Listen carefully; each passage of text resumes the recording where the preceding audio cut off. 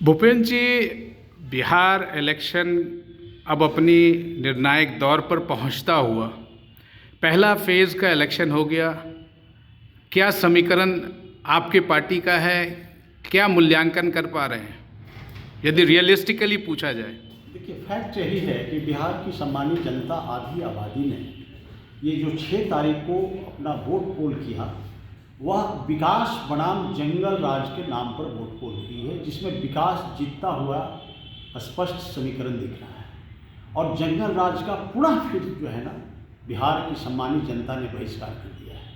अब रही बात फैक्ट का और आने वाला 11 तारीख का चुनाव का, तो आने वाला जो 11 तारीख को जो चुनाव होगा, बिहार की आधी आबादी पुनः फिर जो है ना विकास के ही नाम पर वोट करेगी, क्योंकि शांति और अमन चैन लाने वाला एनडीए की डबल इंजन की सरकार ही बिहार में 2005 के बाद विकासशील बिहार बनाने में और इतनी मेहनत और ईमानदारी के साथ आदरणीय नीतीश कुमार जी के नेतृत्व में, और जब से 2014 से हमारे देश के प्रधानमंत्री आदरणीय नरेंद्र मोदी जी के सानिध्य में बिहार एकदम स्पीडली जो है ना बूस्टअप किया और विकासशील प्रगति जो है ना, विकास के रफ्तार बढ़ी, जिसका कारण है कि पूरे बिहार में लाइन ऑर्डर से लेकर के आप देख लीजिए 38 मेडिकल कॉलेज अभी आधा बन के तैयार हो गए। पूरे जिलों में जो है ना करीब करीब पॉलिटेक्निक कॉलेज,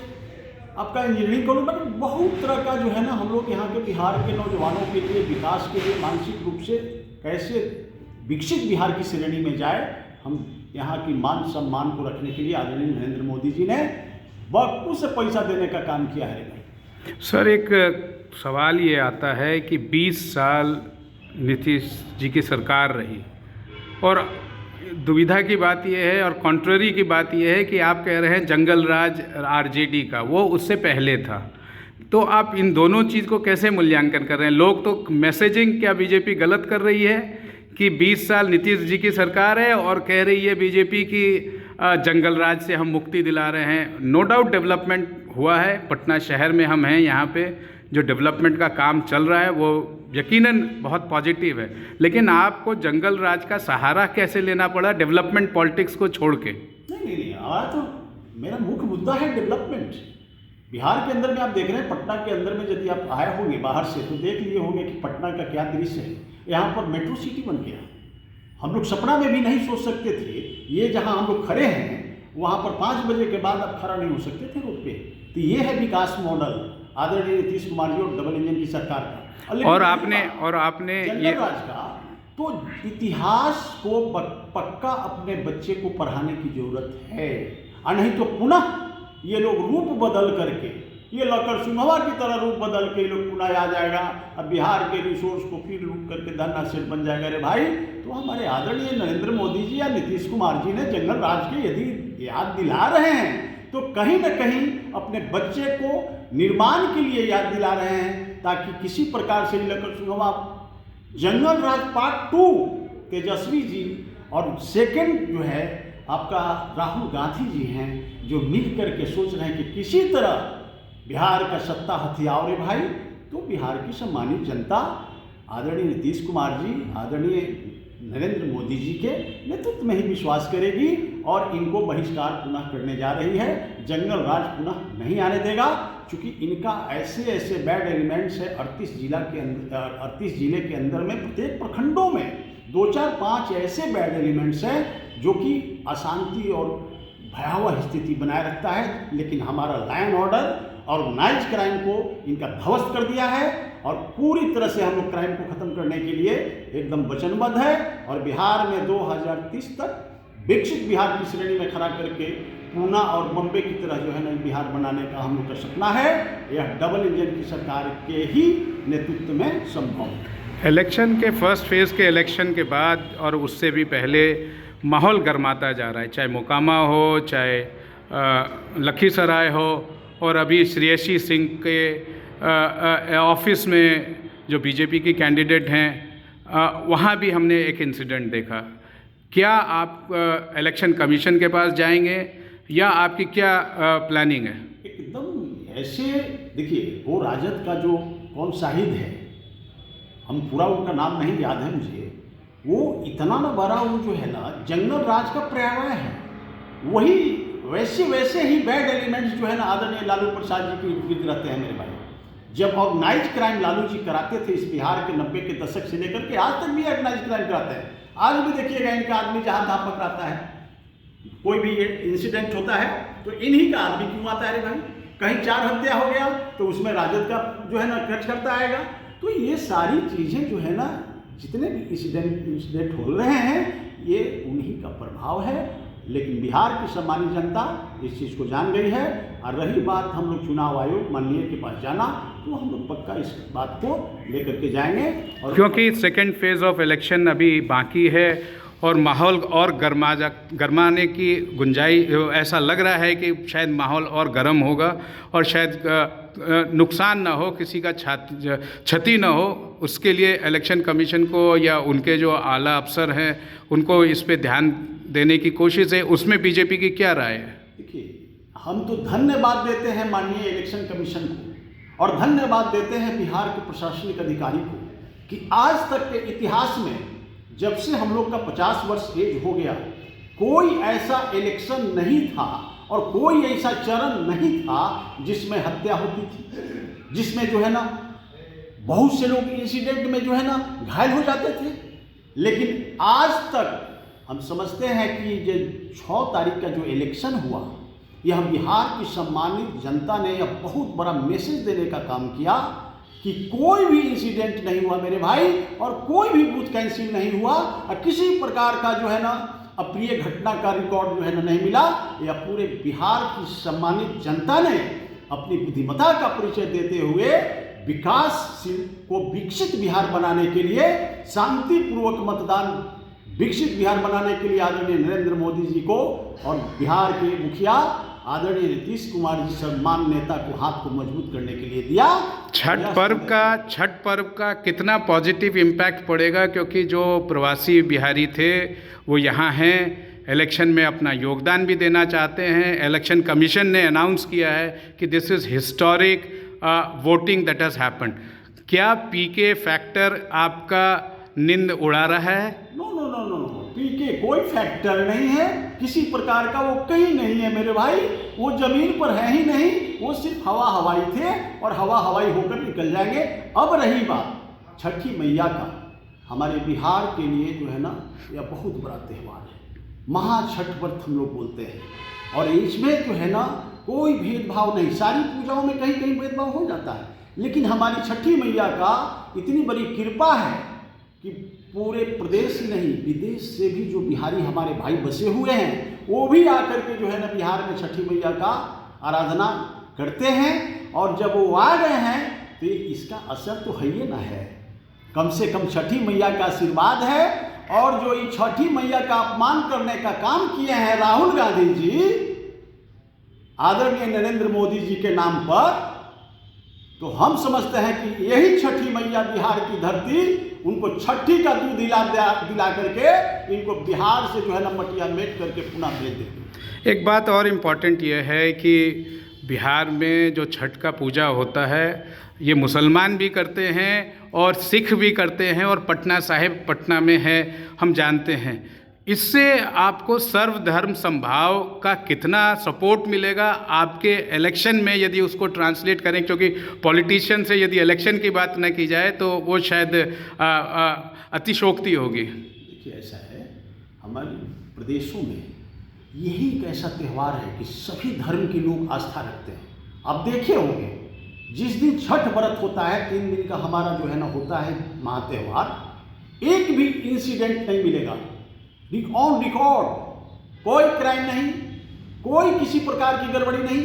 पूरे की पूरी सोसाइटी, चाहे वो किसी भी धर्म का हो, किसी भी जाति का हो, किसी भी कम्युनिटी का हो, वो सब एक दूसरे को कोऑपरेट करके छठी मैया का याद में लोग विलीन हो जाते हैं। और उनकी आस्था जो है वो सबको यही एक ऐसा त्यौहार है कि सभी जातियों का, सभी धर्मों को, लोगों को इस छठी मैया में आस्था है मेरे भाई। लेकिन इस देश के leader of opposition LOP Rahul Gandhi ji को नहीं हुआ, क्योंकि वो तो कभी मुंह से नहीं सुने होंगे कि गौ माता की जय, गंगा मैया की जय, वो कभी नहीं सुने होंगे वंदे भारत। जो वंदे भारत के नाम पर यही नारा दे करके हमारे गांधी जी ने इस देश को अंग्रेजों से गुलामी से छुड़ाया था, हमारे भगत सिंह ने छुड़ाया था, उन्होंने आप उनके मुंह से कभी नहीं सुने होंगे कि गुरु नानक देव की जय, कभी नहीं सुने होंगे कि राम प्रभु श्री राम की जय, कभी नहीं सुने होंगे कि योगी राज श्री कृष्ण की जय। ये लोग दंगाई बलवाई पार्टी है रे भाई, ये लोग नास्तिक ग्रुप का है और देश को कभी भी इनके हैंड में नहीं जाने देगी यहाँ की सम्मानित जनता। और देखिएगा इनका नेस्तनाबूद होना तय है। आपने एक बहुत बड़ा मुहिम छेड़ा है अपने वक्तव्य से कि जो गाय की सेवा करता है और गोकसी के साथ जुड़ा है, क्या आप ये कहना चाहते हैं? ये बात आप बहुत प्रखर होकर मुखरित होकर कह रहे हैं, क्या मतलब है इसका? देखिए बात ऐसा है, हम जदुवंश से आते हैं और हमारे प्रभु श्री कृष्ण ने गौ माता से ही हम लोगों का हमारा इकोनॉमिक हुआ करता था और गौ माता को हम लोग कम ईश्वर के तरह माँ के समान मानते हैं। और उस माँ को एक बिहार का जो है ना गरेरी परिवार से हमारे आदरणीय लालू प्रसाद जी 1990 के दशक में ही जन्म लिए कि जदुवंश को गौ पालने वाले को और गौ कोसी करने वाले को इन्होंने एक जगह प्लेटफॉर्म पर लाया और उसको दोनों को दोहन शोषण किया। ऐसा नहीं है, आप बहुत बड़ा आरोप लगा रहे हैं। एकदम मैं आरोप नहीं, यही फैक्ट है कि जदुवंश को खास करके यदि सही मायने में लालू प्रसाद जी जदुवंश होते तो गौ माता का 960 करोड़ रुपया का चारा नहीं खाते। क्योंकि हमारा जदुवंश न्याय चरित्र का होता है और एक दूसरे को रक्षक करने की उनमें परंपरा है मेरे भाई। यह मार्शल कम्युनिटी का था जदुवंश, ये मार्शल देश का घोड़ा बना दिया। जब से लालू प्रसाद जी आए हैं हमारी जानते हैं इतिहास को खत्म करने पर तुले हुए हैं, क्योंकि गरेड़ी परिवार से आते हैं, नहीं तो जदुवंश का गौ माता का चारा नहीं खाते। चलिए, इतिहास बनाने के कगार पे आप खड़े हैं। यदि हम ये माने तो कितनी seat second phase of voting बस अब 2 दिन में होना है और कितनी सीट का आप अनुमान लगा रहे हैं? बीजेपी को कितनी सीट मिलनी चाहिए? एनडीए में आप हैं लेकिन बीजेपी को कितनी मिलेगी? हम लोग करीब 90 एंड एबव। आप 101 सीट में हम लोग 90 एंड एबव जा रहे हैं मेरे भाई। हम लोगों को कुल मिलाकर के 160 जो है हम लोगों को आने जा रहा है लगभग। ये मेरा अनुमान है, व्यक्तिगत आंकलन है, हम प्रदेशों में घूमे हैं, इस बात की मुझे जानकारी है और गौरव भी महसूस हो रहा है कि हमारी बिहार की सम्मानित जनता ने पुनः 4 बार के बजाय 5वां बार भी एनडीए की सरकार में विश्वास जताने जा रही है। फर्स्ट चरण में तो अपना विश्वास जता ही दिया, जंगल राज को हवा हवाई कर दिया। मैं आपको बता दूं, बिहार का जितने भी काऊ बेल्ट के जदुवंशी एनडीए में पूर्ण रूप से आ गए हैं रे भाई। आपको मालूम है, मैं एक कहावत आपको बताता हूं कि जदुवंश के लाठी और भाजपा के बल और 2025 में हवा में उड़ जाएगा राष्ट्रीय जनता दल। अच्छा, एक बात बताएं कि कल तेजस्वी जी का जन्मदिन है, क्या बीजेपी उनको जन्मदिन की मुबारकबाद देगी राजनीति से परे होके? क्योंकि तेजस्वी जी का जो जन्मदिन उनके चंद दूर पे, आपके पार्टी के ऑफिस से चंद दूर पे है, वो पूरी तैयारी से लगे हैं, शायद इससे कुछ उनको फ़ायदा हो जाएगा इलेक्शन में। देखिए, उनका जन्मदिन हमें लगता है कि गड़बड़ी करके लाए हैं इलेक्शन में। वो काहे के लिए लाए हैं पता है? कि लोग कम से कम हम पर ताकेगा। उन पर कोई ताक तो नहीं रहा है बिहार की जनता, उनको मालूम हो गया है कि झूठ मूठ के। देखिए, लालू जी का भी जन्मदिन का था पता नहीं, लेकिन उनको भी लोग मनाता है। अब कौन खरवास में हुआ कि तिरवास में हुआ? अरे भाई, बिहार की जनता बहुत होशियार है, हम तो उनको जन्मदिन का मुबारक स्पेशल दे ही देंगे, झूठे सही लेकिन देंगे जरूर। अच्छा, एक बात बताइए कि आप कह रहे हैं कि आप 90% पास हो जाएंगे, 90% का आपको बीजेपी को अनुमान है, तो आप नीतीश कुमार जी को सीएम क्यों बनाते हैं? क्योंकि देखिए, मोदी जी भी और अमित शाह जी तो बड़े रणनीतिकार हैं, वो तो चाहेंगे कि बीजेपी की अपनी सरकार बने, अपने कमल के नाम पे पूरी सरकार बने। मेरे भाई, आपको मैं एक बात बता देता हूँ, हमारा ऐतिहासिक और आत्मिक जुड़ाव है आदरणीय नीतीश कुमार जी के साथ। आपको मालूम है, हमारे श्रद्धेय अटल बिहारी वाजपेयी जी का बचपना के हमारा ये दोस्ती है। ये दोस्ती हम लोग कृष्ण सुदामा की तरह तोड़ने नहीं जा रहे हैं। चाहे तो हमें ज़्यादा सीट भी आ जाए, फिर भी 2025 सीट और सीट नीतीश हमारा नीतीश कुमार सम्मान नेता के रूप में है रे भाई, और बिहार का से बहुत बड़ा शिल्पकार भी है। ये बड़ा सवाल होगा भूपेंद्र जी कि पूछना आपसे कि क्या वो 5 साल तक सरकार में रहेंगे यदि आपकी सरकार इस बार बनती है, लेकिन फिर भी आपका पर्सनल मूल्यांकन क्या है?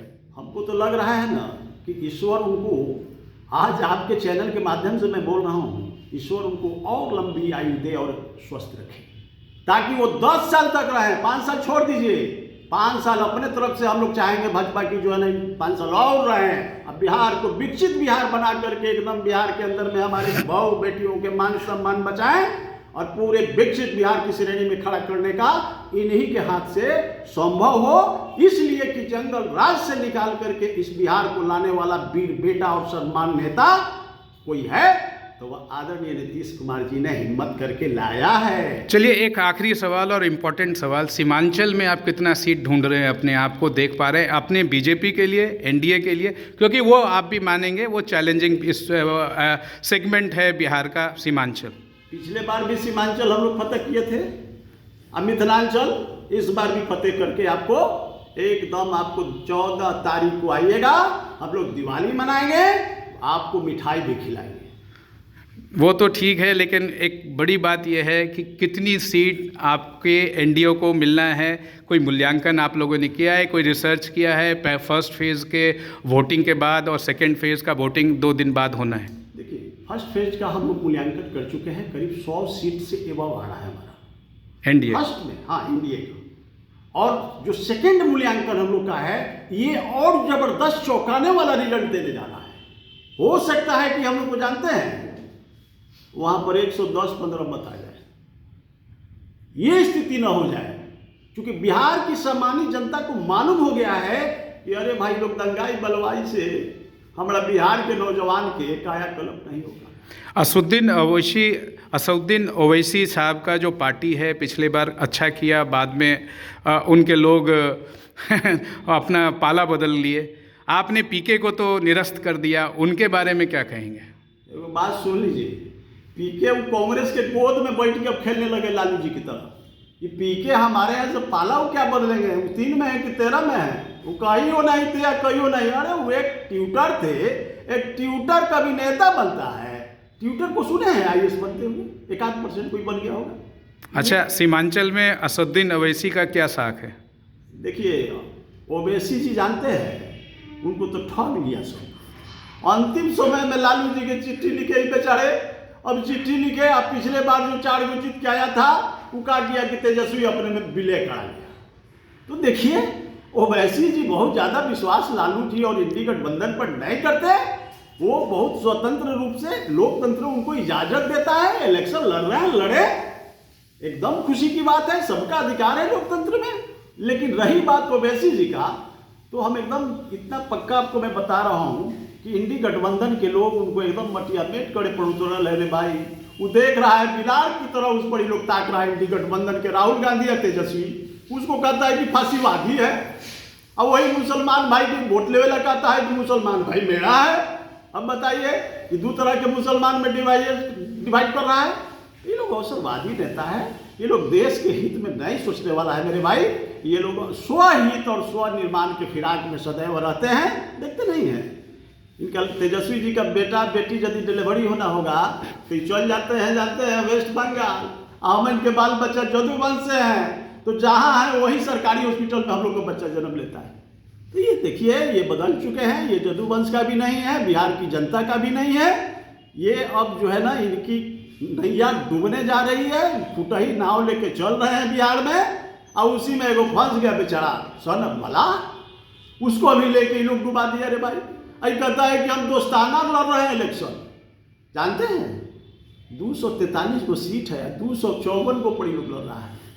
ये कैसा दोस्ताना है रे भाई। बेचारा एक बड़ी सौभाग्य की बात था कि कांग्रेस पत्थर पर डूब जमा कि बिहार के अंदर में, बिहार की धरती पर पहली बार शेड्यूल कास्ट के दलित भाई के राजेश राम बेचारे को प्रदेश अध्यक्ष कांग्रेस के बनने का सौभाग्य प्राप्त हुआ रे भाई। लेकिन लालू जी ये तो दलित विरोधी, पिछड़ा विरोधी, मुसलमान विरोधी, उनको बर्दाश्त कहाँ हुआ। वो आप जानते जीतन हैं राम मांझी का हिस्ट्री बता रहे लगता है। आपको मालूम है, मैं 2 मिनट आपको रोकूं, ये क्या किए कि राजेश राम के हवाई अड्डा पर वो अपना अखिलेश भाई से पिटवाए, उसके बाद उससे भी नहीं मन भरा तो सदाकत आश्रम में ठेला ठेली करवा दी, और उससे भी नहीं मन भरा इनको तो जानते हैं कुटुंबा से बेचारा एक टिकट लेके दलित का बेटा खाड़ हुआ। इनको थोड़ा भी माया नहीं पहुंचा रे भाई, ये दलित विरोधी आदरणीय लालू प्रसाद जी इंडी गठबंधन के लोगों को ये कहा किया कि कुटुंबा से वो जो है ना अपन पार्टी के उतार दिया। तो अरे भाई आप कलेजा फाड़ कर दिखाइएगा तो जनता पर विश्वास करेगा। ये लोग आज का दलित विरोधी है, ये सामंती हैं, ये झूठ मूठ के कहते हैं कि हम जदूवंश से आते हैं। ये जदूवंश है नहीं, not Yadav, that is so called Yadav. Lalu Prasad ji, तो आप ये कह रहे हैं कि जो एक फ्रेज चलता है कि ये जेपी के भी नहीं रहे, जेपी के नाम के रहे। अरे भाई एगो बात मैं आपको बता दूं, आप जब याद करा दिए हमको कि जेपी यदि होते तो वो भी हंसते।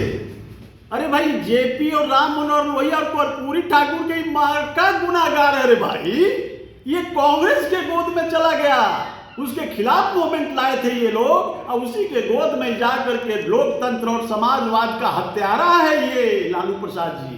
आपको मालूम है ये अपने सुख और सत्ता के लिए ये लोग किसी को बलि का बकरा बना सकता है। इन लोगों का कोई प्रिंसिपल नहीं है, प्रिंसिपल विहीन लोग हैं। बिहार की सम्मानित जनता इसीलिए इनको बिहार से बाहर करके 20 वर्षों से रखा। बहुत बहुत धन्यवाद भूपेंद्र यादव जी, आपने बीजेपी का पक्ष रखा और मूल्यांकन भी किया। विजन टेलीविजन से बात करने के लिए बहुत बहुत धन्यवाद।